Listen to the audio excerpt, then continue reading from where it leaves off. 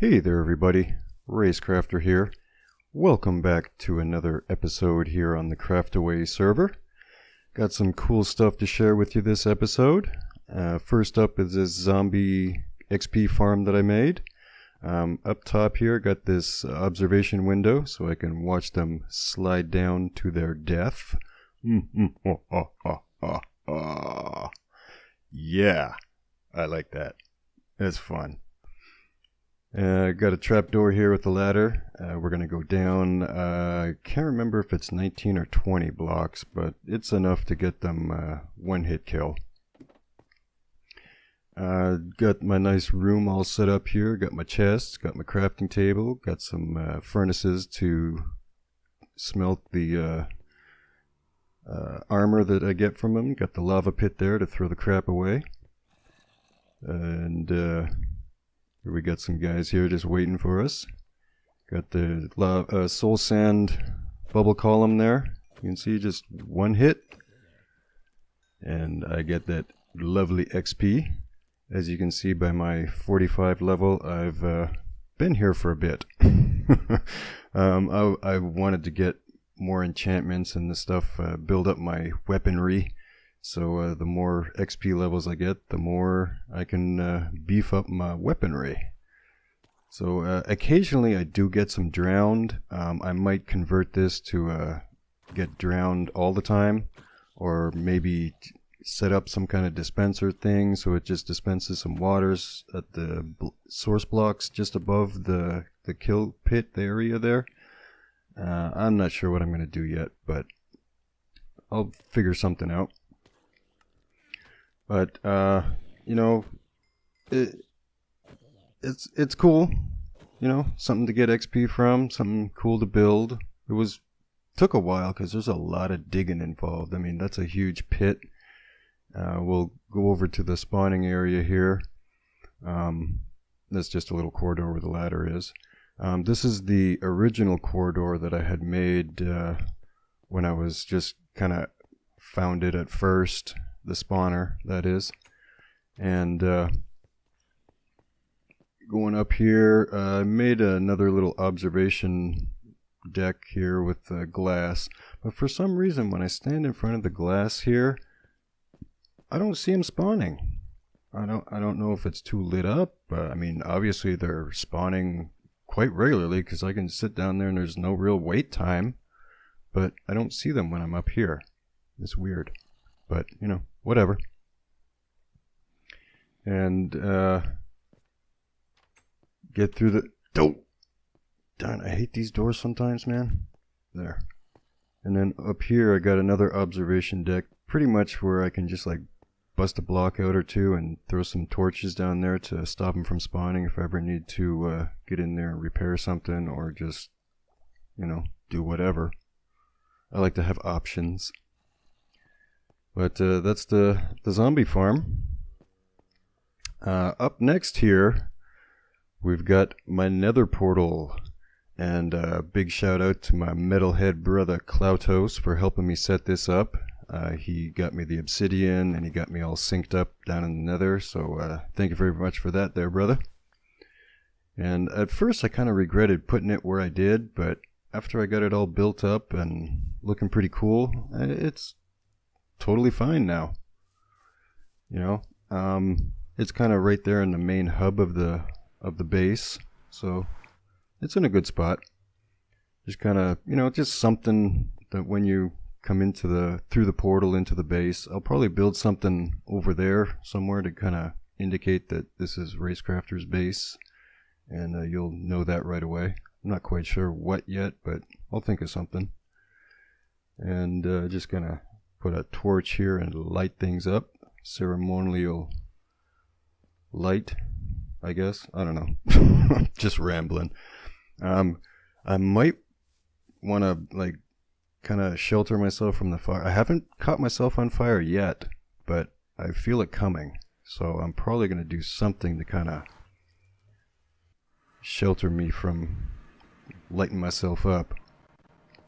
But I also did a little building here in the... Oh, that's pretty close. Wow. Okay. I'll have to fix that. built this up here, you know, so it's I think it's pretty unmistakably Racecrafters portal. Maybe there's no granite, but the nether rack kind of acts as the granite for color wise. But you know, just built it up. Cloudtoes did suggest double walls to protect from the ghast blast, so I'll have to extend that out a little bit to give myself a little, or whoever coming through, get a little extra room in there so you're not bonking your head on the wall every time you go through the portal. And you know, it's just I'm kind of on this cracked stone brick kick. That's a tongue twister right there. But you know, all these corridors look exactly the same with all this netherrack, so I wanted to be different just so I could find it, because I'm still kind of learning my way down through here, down through the nether here. So that should be pretty easily found. So that's the nether portal, and I think it turned out pretty cool. I like it, you know, something cool to look at, and definitely needed one, so I'm glad it's here now. Thanks, Cloudtoes. Up next is the feature of this episode, this ultra cool kelp farm, and it's a pretty big build, so I am just going to time lapse it with some music, and I will catch you on the flip side.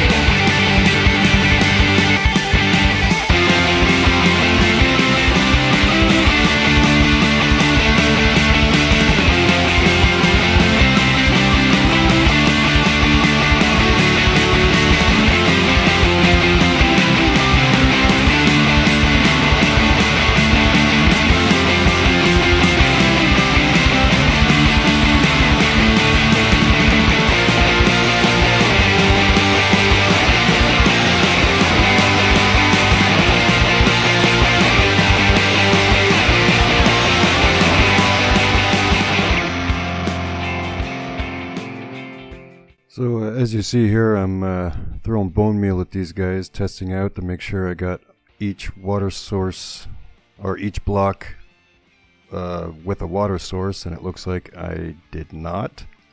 So I'll have to check that out and give that a fix. But it's pretty efficient. It, you know, 2 bone meals grows it the full 6 blocks or 5 blocks. No, 6. And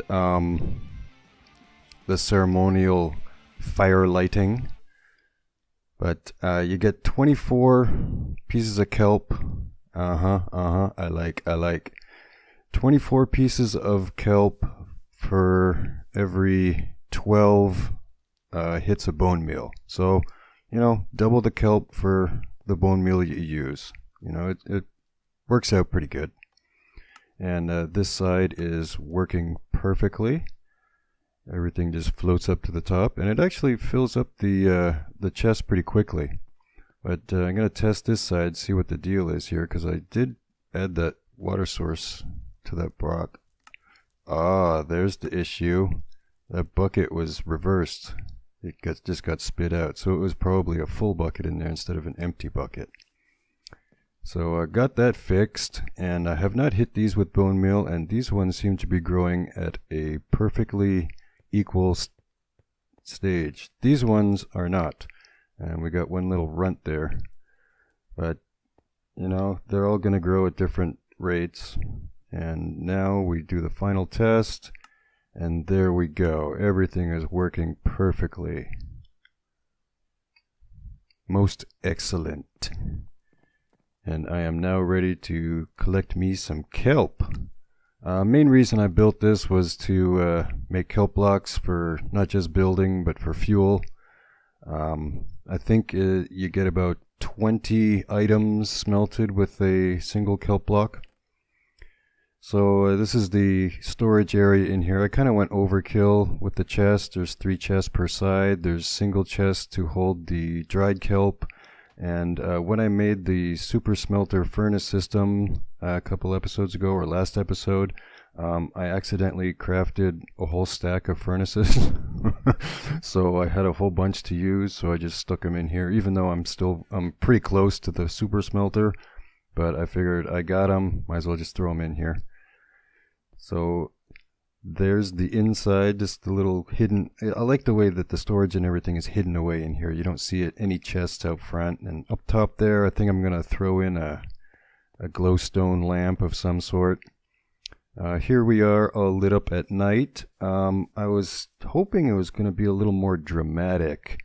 I think the fire and the amount of torches. Also, there's a lot of transparent blocks. I used a lot of stairs and stuff, so maybe, you know, everything is kind of lit up too much. You can kind of see behind there the torches. I was kind of going for a backlit kind of effect, you know, give that kind of a dramatic look, but I think the fires and everything up front here is just providing too much light. Obviously I don't want anything spawning down here, so more light the better, but maybe I'll do something just to kind of give it the effect that I was looking for. But that is the episode for this week. I hope you enjoyed. I am absolutely in love with this design here. I hope you like it as much as I do. And thank you so much for joining me. It's been a pleasure. And I hope to see you in the next episode. So that's it from me. And I will see you in the next video. I'm out of here. See ya.